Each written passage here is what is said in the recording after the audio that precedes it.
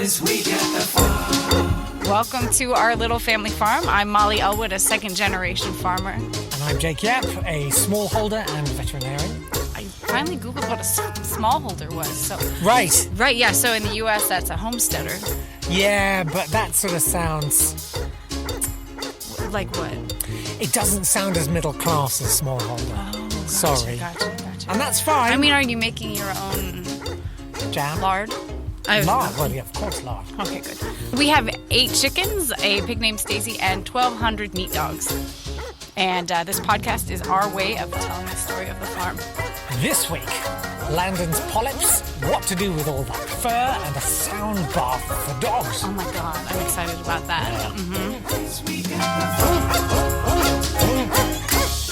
Well, welcome to episode 2 of the podcast. Trying something new. We thought we'd take you out to the farm where you can see pastures and the real, everybody says this is awful, but I mean, it looks pretty nice to me. I don't see any dogs suffering, do you? Well, no, that's because obviously they're all in the barn over winter. But they're not suffering in there either. No, they're very happy in there. Mm-hmm. And warm. That first day when you let them out in spring is just it's the lovely. best day of the year, it's I think. lovely. Yeah, welcome. Obviously, you can't see it if you're only listening, but I'd urge you to check it out on YouTube. It's it doesn't mean that we don't have to be out here in the fields because we're constantly checking all the fencing, making sure there isn't too much flooding, which there's been quite a lot of this week. Yes, yeah. Well, also, as we review some letters to the farm, as always, we are taking your questions at podcast@elwooddogmeat.com. Yes, and thanks to everyone who's taken the trouble to email already. Really appreciate it. At podcast@elwooddogmeat.com. You can ask any question about raising dogs or cooking them. Yes. Yep. Yeah, I wouldn't say we're experts, but we are. Oh my! I've cooked a lot more dogs than most people, I would say. Probably me. I have not. I've watched a lot of dogs be cooked. I don't do a lot of cooking myself, but I do like to eat them. Okay. Yeah, I'm a good taste tester.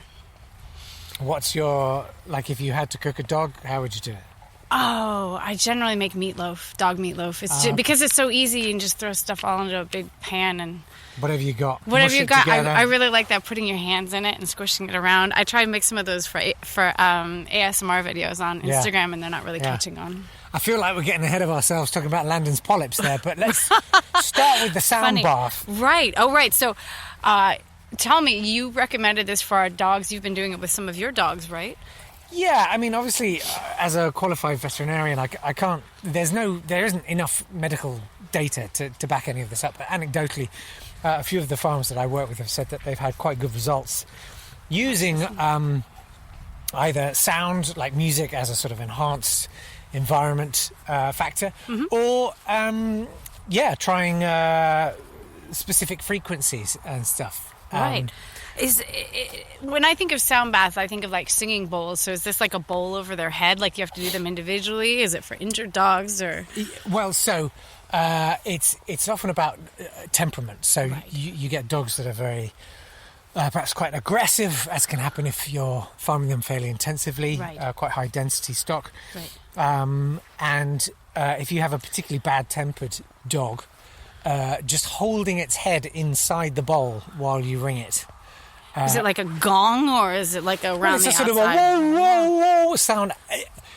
To be honest, it often sets all of the rest of them off howling. I was going to say, I'm trying to imagine this as, holding down 825, one of the big Rottweilers. Okay. And he's super aggressive. Sure. We've had some accidents with him. Yeah. He's destined for freezer camp. But I can't imagine holding him and getting his head in a bowl. Something you could Squeeze try. shoot? Presumably you've got a dog crush for any other treatment and stuff. When he's in the dog crush, you can get a set of tuning forks. Right. And if you get quite a big one, smack it against the wall, and while it's vibrating, just place it on his skull. Yeah. And it should cause his entire skull to reverberate. I might recalibrate. That's kind of like electroshock therapy, cheap DIY electroshock therapy, which is something I've been applying to DEFRA for a license to do, because it's something I'm quite passionate about, actually. I think ECT for dogs could produce incredible results. I think, yeah, a lot more humane treatment when they're calmed and Yeah, absolutely. really calm, like Super calm. super calm. Almost like zombies, really. Yeah. Well, I think so. We're gonna do that next week with the dogs and That's try the out how the sound bath goes. We'll have to let you guys know how that goes. Yeah, absolutely. What else is on our talk for today? The fur. Oh, the fur. Right. What do we do with all that fur? A lot of people ask about that. Yeah. Well, And I have to first, say, I don't know, because I mean, I usually just sort of select dog skins and sort of rugs and gifts for people, or boots and stuff like that. But... Well, when it's skin, we do sell the skin to Etsy. Oh, right. Not Etsy itself, but Etsy creators, and they Yeah. make all sorts of things. They make like you said, bags and hats and gloves and rugs and things like that. But when it comes to the actual fur, sometimes people want the skin on. You know, it's crispy, it tastes great. We want So when you have to scald it and get all the fur off. So this. Oh God, if there's one thing I hate, is when people don't bother to get those last dog hairs off the roast. I hate that. It's gross.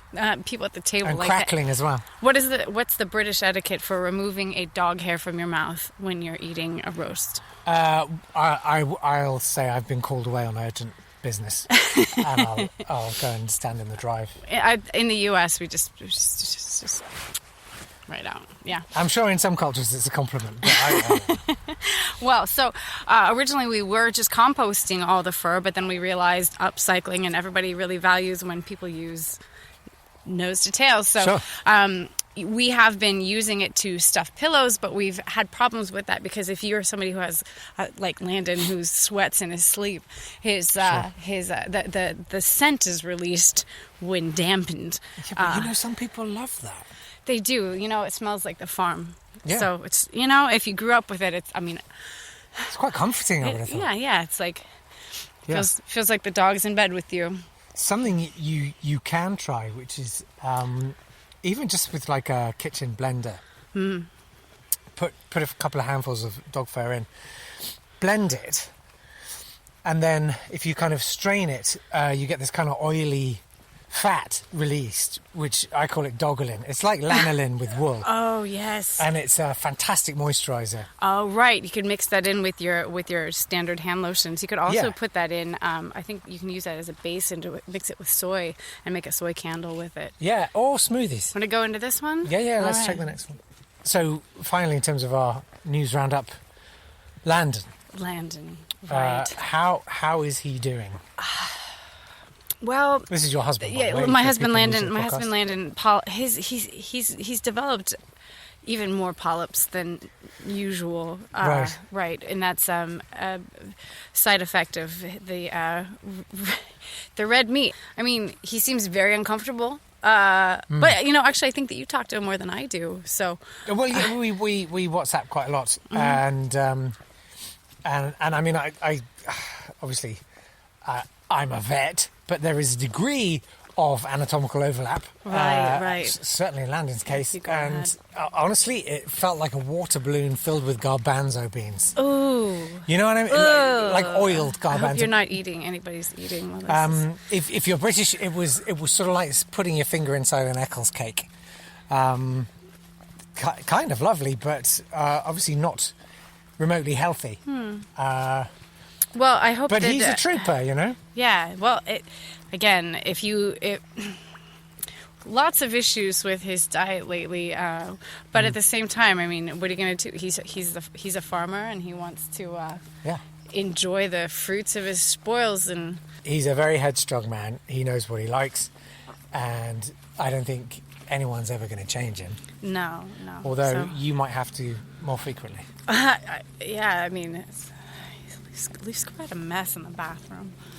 So, but anyway, that's enough of that. That's Landon for you. That's Landon. The things you marry into. Let's see. What was he always this much into his meat? We were actually vegan. What? Yeah. We were ultra marathon runners and stuff, and we can't believe that. I know, we were whole food, plant based for our health, and wow. But as we were doing one of those Ironman things, we just felt like we weren't getting enough protein, and rather than doing any research about what we could possibly do, we decided to go back to eating meat, like overnight, and so we did the raw meat for a while, and then.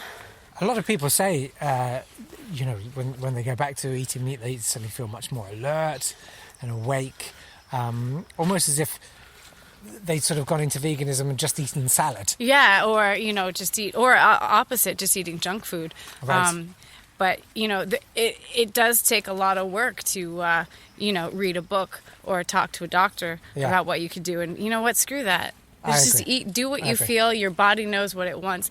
Hey, there's one of our shooting hides. Yeah, one of the Oh yeah. There you go. If you're watching on YouTube, maybe you can pick it up. It's a very wide lens. That probably looks like it's about a mile away. Yeah. It's about 20 yards. But yeah, that's one of we're still doing our DIY dog hunts guided by Landon and his friend Ted, and you can come out and join them on the hunt. They'll release the wild dogs that we have actually in one of the back pastures. Oh, fantastic. Have you done that with him yet? No, I haven't. He's talked about it, but I haven't done it. I think there's something fantastic about that as a sport, like grouse hunting, where you're not reliant on sort of serendipity and being in the right place at the right time. You absolutely know you'll get a kill. Yeah, you'll get your money's worth for sure. Yeah, that's great. Yeah. Just to finish up on the vegan diet thing, obviously, people are very concerned about processed food and stuff. Right. And quite right too. It's nothing worse than processed food. And whereas with dogs or beef or chicken or pig, that it's very simple. It's an animal,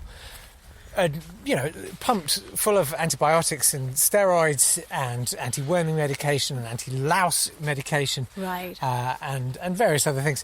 But not processed in any way. No, not at all. I mean, at the end. Yeah. They don't even cut out the tumours, guys. No.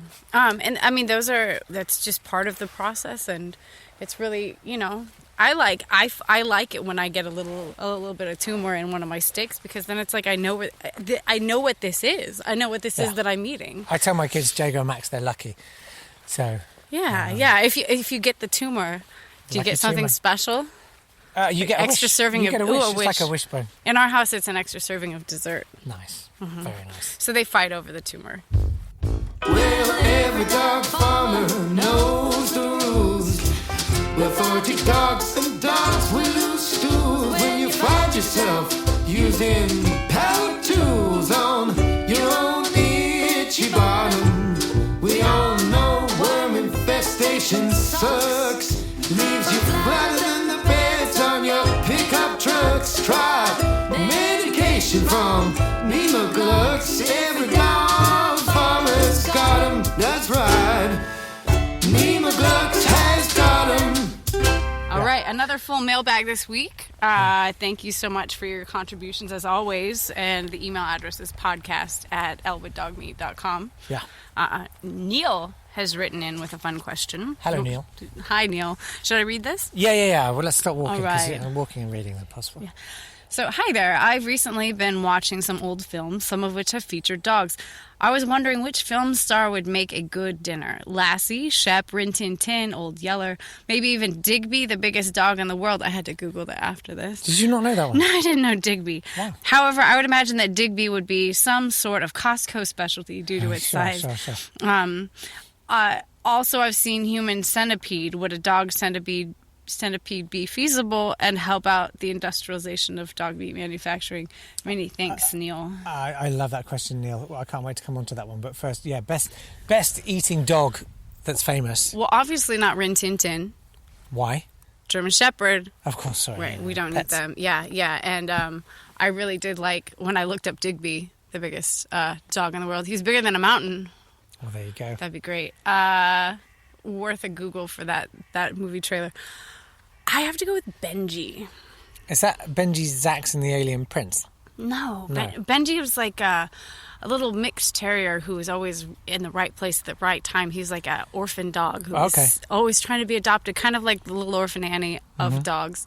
Little terrier, because I love cooking terrier. I just think it's just, I mean... Well, it's easy. You just slam it in, don't you? Yeah. Well, I had a really good terrier at your house on Sunday, and how do you make that?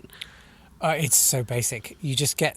I mean, the one you had, I slid mushrooms under the skin before you roast it. And that's what that was. And it's really moist. I love mushrooms. They taste so good. They do, yeah. But, you've got to attach them to a dog of some kind. Yeah. And what you said, you gave me a tip about cutting. Like, what is the... Just follow the bone, like a dog would. Gotcha. Follow the bone. Just let the knife follow the bone. And then when you get into the joint, you can just take the leg away from its... My grandma always wanted me to savor the joints. She always wanted those. Just it's gross. I would say I was thinking about the Littlest Hobo. Obviously, not that. I would eat a fifth of Beethoven. Easily in a sitting. A fifth of Beethoven. Yeah. That one's good. Thank you very much. But ching. It's a great question, Neil. And coming on to the idea of the canine centipede, which of course features in the film, right? I think so. The first experiment, I think, was with dogs. But I think it was German Shepherds. I had ideas, but I want to hear yours first. Well, I've been. This is sort of a kind of a hobby thing of mine is looking at this. We talked in episode 1 about how dog feces, just like chicken litter, makes an acceptable feed, and what I wondered was if it's possible, and I'm looking into this on a nutrient level and seeing how many generations you can go. So I'm imagining, rather than a centipede, I'd almost call it ringworm, where you actually you form a circle so that they're continuously feeding each other. Sounds like what is the word for the self-propelling? What is the machine, perpetual motion machine? It's exactly that. But what's the original nutrition input if they're all in a circle? Yeah, well, that's what I'm looking at, because you need nutrients that aren't necessarily going to break down too much or be absorbed. As I say, it's a question of how many, I call it generations, or how many cycles can they go through before it's time to harvest. Gotcha. That's interesting, a little bit gross, but I think but people open your mind about the concepts of what we can do with animals, right? Yeah, and I don't want people to be squeamish about this. We dehorn Rottweilers. We cut the teeth of most of the dogs. We cut the tails of most of the dogs. We castrate the males. The toes off of all the picnic breeds. Yeah. So, if you're offended by the idea of a dog eating another dog's excrement, and I'd invite you to any dog park if it really does upset you. I think it might be the sewing of the mouth to the anus might have a problem. But I mean, again, like you said, how different is that than some of the other stuff we do? We do a lot of work with ruminant dog breeds where we actually cut a cavity, a hole in the side of the dog, and we put literally a cap on it. And we can pop the cap open and we can reach inside and we can sample what the dog is digesting, so that we can. They did that at my kids' school the other day with one of our dogs. Well, the thing, so they could see it. People have been doing it with cows for decades, and nobody's complained. So for us to do it with dogs, I don't see why that should be a problem. And so, also, it's the warmest place on the farm in the wintertime. Better believe it. I can't decide though if people would pay more or less for dogs from this ringworm circle kind of thing. I think with any it's experimental at this point, though. Yeah, and it's got a sort of nice novelty. You could actually, if you could do it with small enough breed, you could actually have a dog crown for Christmas or whatever. When I was thinking though about the human centipede thing, I had not connected the ring into mine was definitely a straight line, and I was just thinking about the efficiencies we'd have on the farm. It takes a lot of work to feed a lot of dogs. If I could just feed one and scoop up shit, from one dog. Yeah. I mean, it's a whole line of dogs. That one on the end is going to be producing quite a bit. Well, what you'll find is it's incredibly refined. Oh, yeah. Incredibly nutrient dense. So it's very muddy here. It's very muddy here. All right, so Venkatesh writes, can we get dog meat with custom fat content? As one can imagine, different fat percentages might be desired by people in different life situations, like an Olympic swimmer wanting to put on or maintain lean muscle versus one in the middle of pregnancy. It depends on how much activity they have, also what we finish them with. If you finish them with grain, you're going to get a fattier content, and some people I really like fattier meats. How about you? Have you figured out a way that another way to increase the fat in dogs? In all honesty, no. I mean, It depends on what kind of dog you buy. If you do buy a proper free range dog, it's probably going to be quite lean. And some of the more intensively farmed dogs tend to be a little fattier. But to me, it's all about flavour. I don't, with the best will in the world, if you are an athlete or something and you're training hard, great, and fair play to you. You might do better to eat something like tofu, where you can actually regulate the amount of fat you're consuming separately to your protein. But for me, it's just all about flavour, and fat lends flavour. So I remember missing that as a vegan. There was no fat, zero fat. There's no way of eating fat as a vegan. They don't awful. exist. Yeah, no. So No, yeah, can't think of anything. Well, thanks for the letter. Appreciate that. Yeah, and here's the last one here. Here's the last one. So this is from Crud Puppy, who says, again, it's ironic. This has come through the website, I think. You choose to make a site, full stop. Spend money to keep it going while you live in a city. Contribute to factory farm produce, full stop. Use animal byproduct every day and cash into it every day. There's no full stop there. Oh, okay. It's almost as if this and provoking people is a money-grabbing thing, and not actually. Spacebar, comma, spacebar. Because you care about animals. If you cared about animals, wouldn't it be wasting your time on sites? You would be trying to change how stores buy produce, how they contribute to factory farming. Is this like voice to text? I hope so. Okay. I All hope right. so. You would be making videos and websites, full stop, opening people's eyes to the abusive practices of Whole Foods or organic farming, which uses hunters. I mean, it does go on. You would be telling people not to drink coffee because of how detrimental farming it actually is to wildlife. But instead you do shit like this while at the same time being, spacebar, comma, spacebar, just as bad as anyone who eats meat. I hate fake money, spacebar, comma, spacebar, grubby, spacebar, comma, spacebar, vegans, and that's you. That is not us. Wow. I think they mistook us for PETA. Yeah. It's honestly people like you, full stop, that give vegans a shitty name, full stop. This one right here. This part? Go on. That line on. You say it. You don't practice what you preach. You might as well go out buy a truck. Load of... truck. Go out buy a truck. It's not buy BY as it's written there. Oh, yeah. Go out. Go and buy. Go out buy a truck load of dogs and slaughter them. Yeah. Well, we do. I mean, yeah. That's our job. Yeah. You're welcome. Ah, The thing is, we're never going to shirk from an email like that, because I always think if you can interrogate what you're doing and hand on heart say there's no problem with it, right. then you're fine. There's nothing wrong with what I'm doing. Right. And there's So nothing it's wrong with fine. eating dogs or cows or pigs, chicken, fish, whatever you want, really. If I want to do it, I get to do it. Well interrogated. That's why I get to be a human. You did your job. I did. Good job. Thanks. Yeah. So we're never going to be afraid of emails like that. And please keep them coming. Yeah. Podcast@elwooddogmeat.com. Fox. There's a fox. There's no way you'll be able to see it. There he goes.